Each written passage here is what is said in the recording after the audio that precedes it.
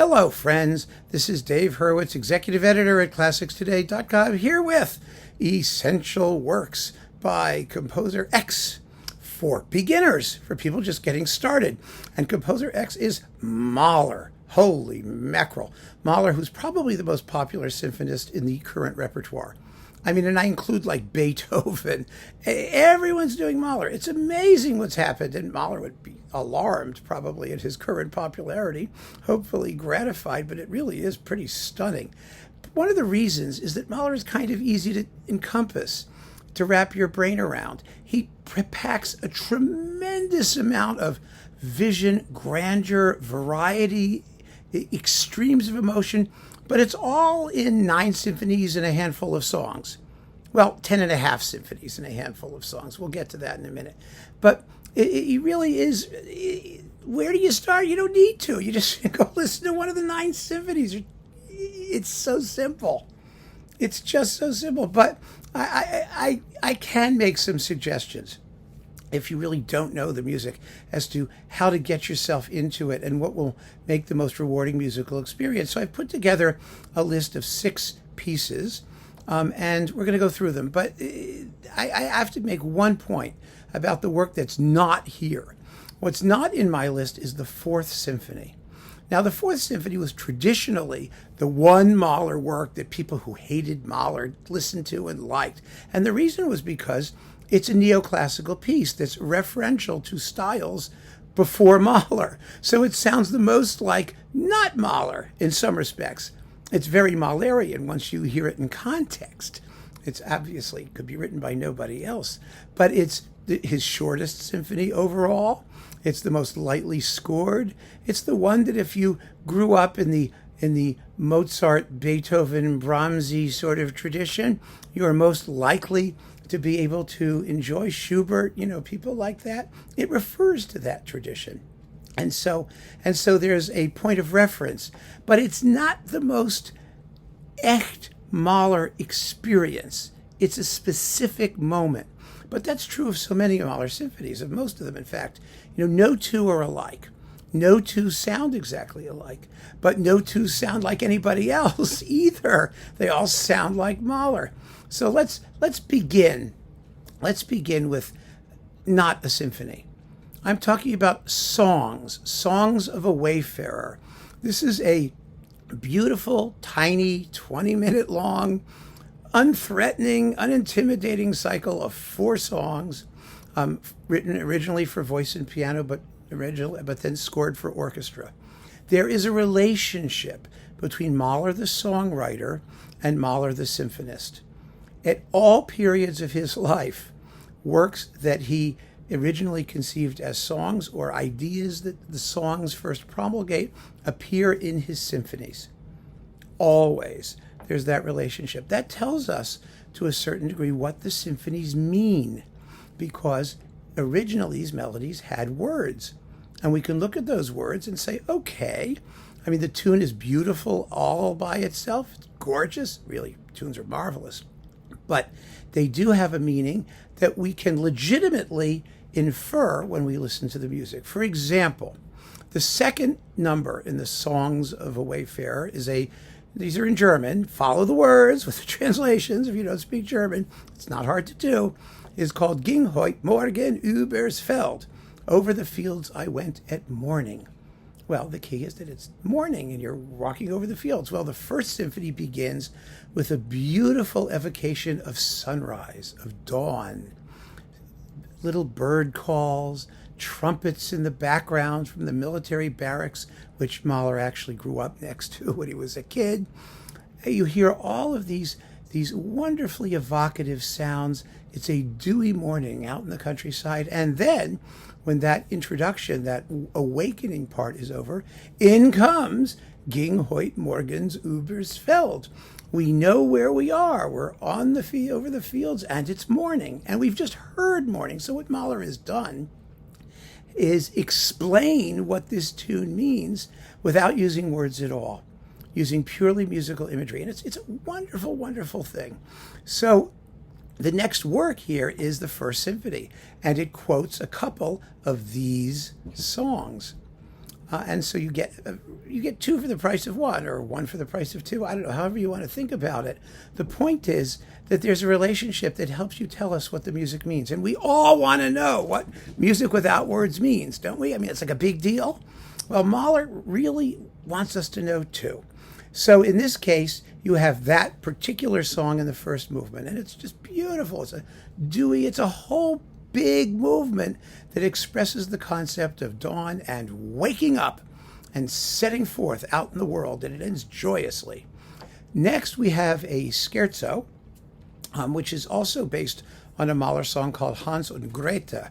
It's an early song that nobody pays any attention to for voice and piano, and you don't need to either. It's just a really nice, rustic, fun movement full of folk-seeming like tunes. The third movement is the coolest in some ways. It's a funeral march.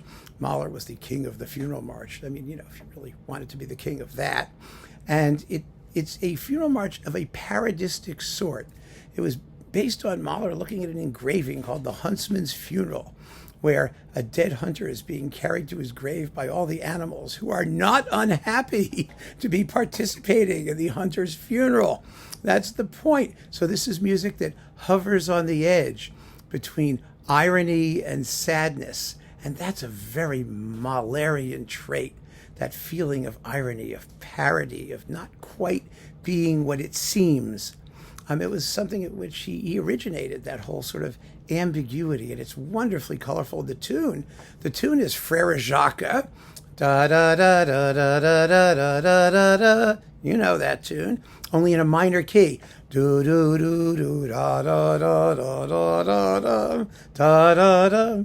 It makes it even spookier and weirder because you know the tune, but not in this strange minor key.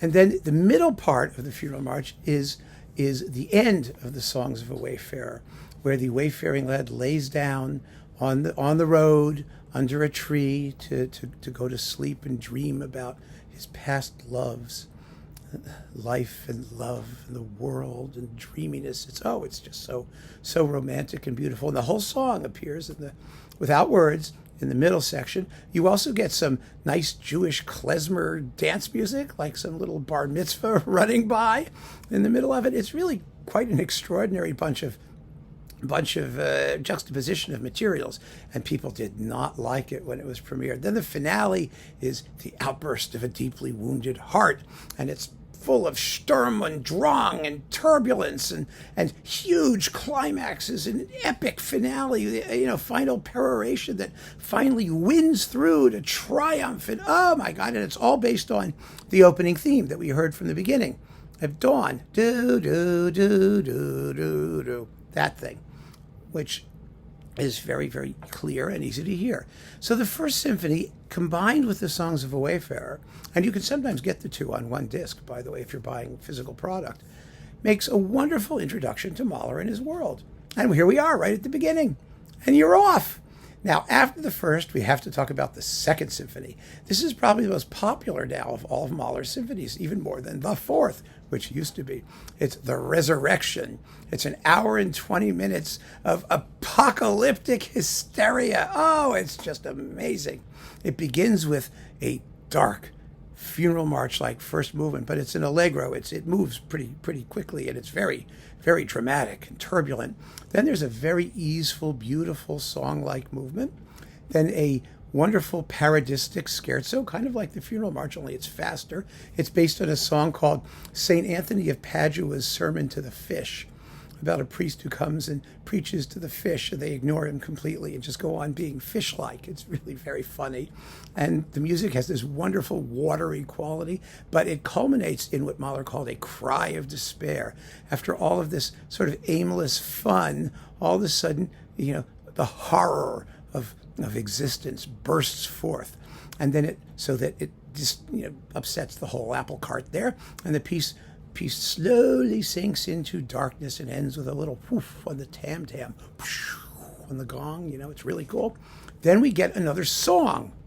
It's called Primeval Light, or Licht. Primeval Light, about how we yearn to return to God, and we won't be rejected. If an angel tries to tell us to get lost, we are going to find solace in God, but not right away.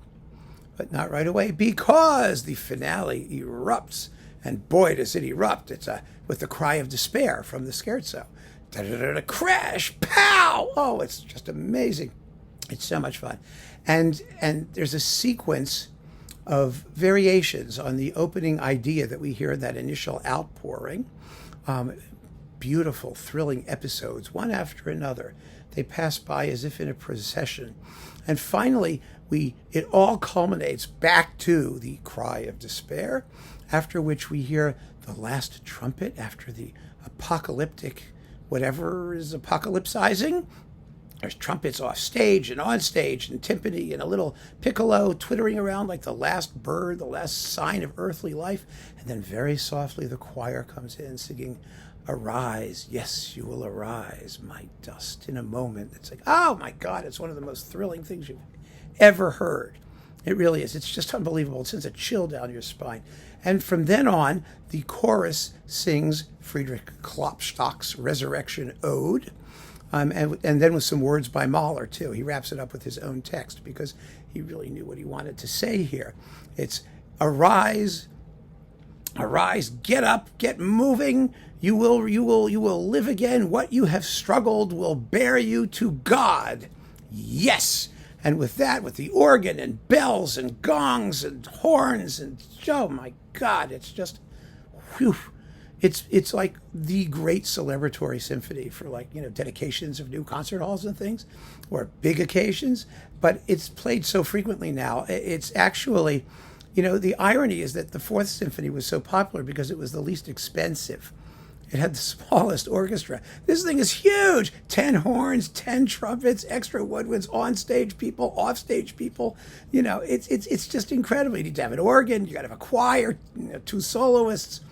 Yeah, it's pricey, but it's within the bounds now of, like, even community orchestras. That's how popular it is. When you say you're going to go do, like, Mahler 2, everyone volunteers to play it. It's just so much fun. So the Second Symphony is definitely, some place to get started. I got started with the Second Symphony, by the way. So if you want to start with number 2, go right ahead. Just jump in. Trust me, it'll knock your socks off. So after number 2, we have 3 and 4. Both of them have voices. Both of them are based on songs from this collection of folk poetry Mahler was working on at the time called Des Knaben Wunderhorn, the youth's magic horn. And that relates them all together and to the songs. It's so fascinating once you get into it, because then you begin to hear all of these marvelous interrelationships. Next, we're going to number 5. Now, number 5 is the hardest Mahler symphony to conduct successfully. I'm not sure why that's the case. It is a brilliantly fabulous and interesting symphonic structure because you have 2 pairs of movements at either end that are related. That is an opening funeral march with a second movement based on themes from the opening funeral march and some new material. And then you have the gorgeous adagietto for strings and harp, a beautiful love song that was used in the Visconti film Death in Venice, in case you care, followed by a happy, very happy finale that uses themes from the adagietto, again, in addition to its own material, and a big final peroration that we first hear at the end of the second movement. But in the middle is a big, long, 15 to 17 minute, usually, scherzo. A big, huge, gigantic, like waltz thing, full of ebullient and joyous melodies with a fabulous part for solo horn throughout, mixed with episodes of nostalgia and twilight and semi-darkness. It's really an amazing, amazing piece of writing, but it's hard to play. It's hard as hell. The whole symphony is very, very difficult for the strings and the brass particularly.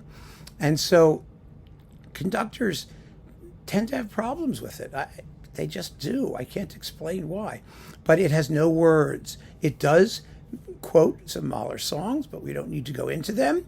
And they don't matter as much. And we have just an abstract piece of music. And that is what causes, I think, some of the difficulties. 5, 6, and 7 are all abstract works without actual text. But the emotional point of the music is so gripping and sometimes so weird.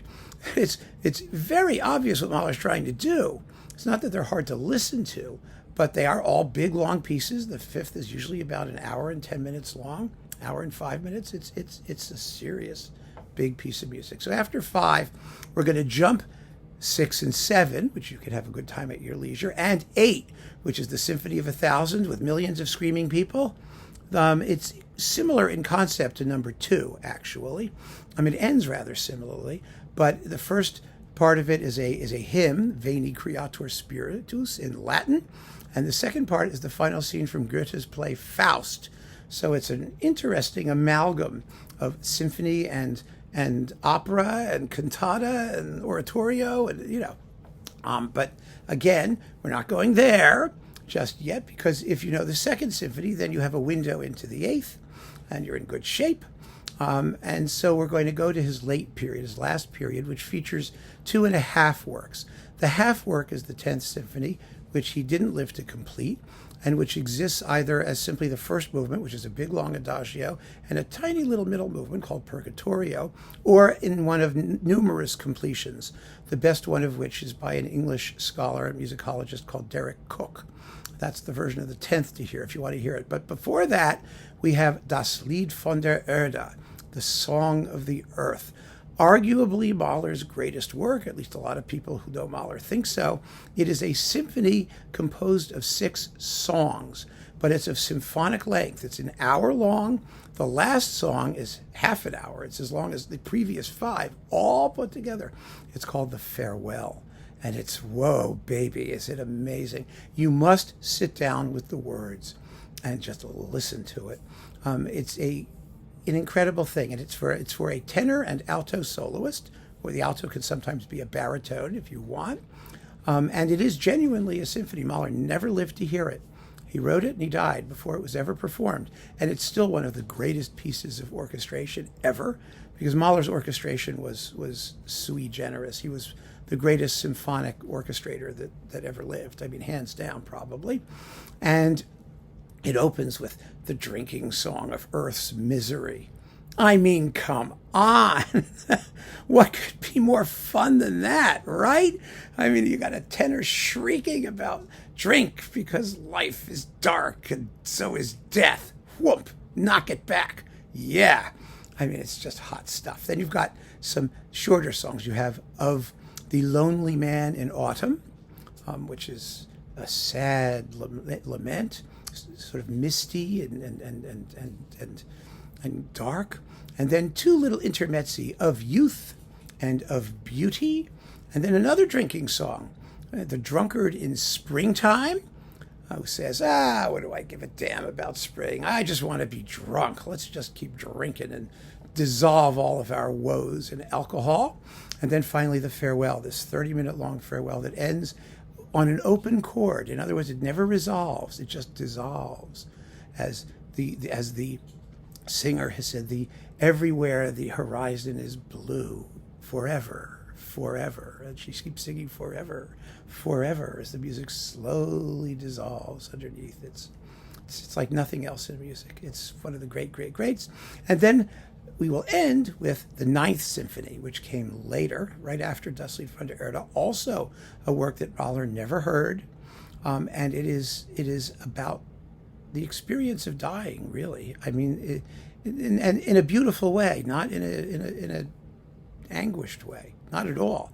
The first movement is full of turbulence and the premonition of death, with a wonderful climax that has this huge collapse. And it goes down the hill, bang on the tam-tam, if you can hear it. So many performances you can, with the timpani pounding out the opening motive, bum, bum, dum, bum, like that. And then the funeral march, and then it finally, again, like the end of Das Lied von der Erde, finds peace. Then we have 2 scherzo or joke-like dance movements. The first is a clunky sort of waltz type thing, very parodistic and ironic. And the third is called Rondo Burlesca, a burlesque. It's a fake counterpoint exercise full of snap and snarl and bitter, dissonant counterpoint, and it's exciting. The end is a whirlwind, a maelstrom of continuous speeding up until it just slams into a brick wall. And then the finale is an adagio, a big, long, beautiful, slow movement that alternates a passionate string theme with moments of frozen, Zen-like calm.